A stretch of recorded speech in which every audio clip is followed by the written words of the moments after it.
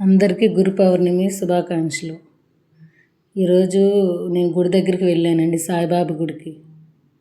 నిజం చెప్పాలంటే నాకు అంత హెల్త్ మంచిగా లేదు, అయినా కూడా నేను లేచి గుడి దగ్గరికి వెళ్ళాను. పాపని రెడీ చేసి తనకి క్యారేజ్ పెట్టేసి ఇంకా ఎందుకో వెళ్ళాలని అనిపించలేదు, కానీ ఇంకా నేను స్నానం చేసి ఇంట్లో పూజ చేసుకొని గుడి దగ్గరికి వచ్చేసాను. నేను పాప 8:30 కల్లా వెళ్ళిపోయింది. నేను వెళ్ళిన తర్వాత ఇంట్లో పనులన్నీ చేసుకొని ఇంట్లో పూజ చేసుకొని గుడికి వచ్చేసా. సరే నీరసంగా ఉంది కదా, వెళ్ళకూడదు అని అనుకున్నా, అయినా కూడా ఎందుకో వెళ్ళాలనిపించి వెళ్ళిపోయానండి. నేను గుడికి వెళ్ళాను, కానీ అప్పటికి అంతమంది జనాలు అయితే ఏమీ లేరు, తక్కువగానే ఉన్నారు. అప్పుడు టైం ఎంత, 8:30 నేను గుడికి వెళ్ళేసరికి.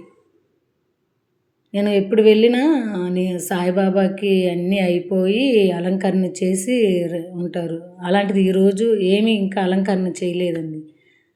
అభిషేకం కానీ ఏదైనా ఇంకా స్టార్ట్ చేయలేదు బాబాకి.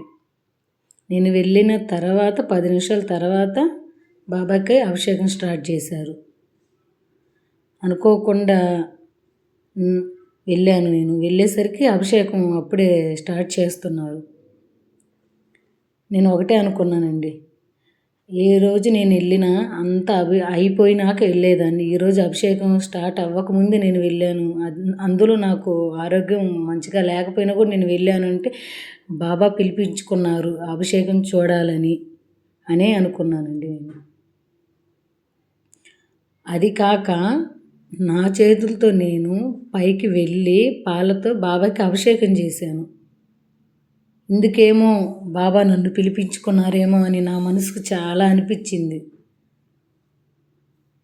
ఎప్పుడు నేను గురు పౌర్ణమికి గుడికి వెళ్ళినా బాబా అంతా అయిపోయి డెకరేషన్ అంతా అయిపోయి ఉంటే నేను చూసేసి వెనక్కి వచ్చేదాన్ని.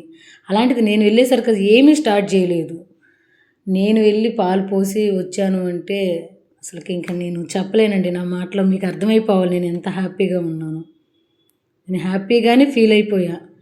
ఇందుకేమో బాబా నన్ను పిలిపించుకున్నారనే అనిపించింది నాకు. తర్వాత ఇంకా ఒక్కొక్కరు వస్తూ ఉన్నారు. అభిషేకం పాలు కానీ నీళ్ళని పూలు అన్నీ ఎవరు ఇదిలో వాళ్ళు చేస్తూనే ఉన్నారు.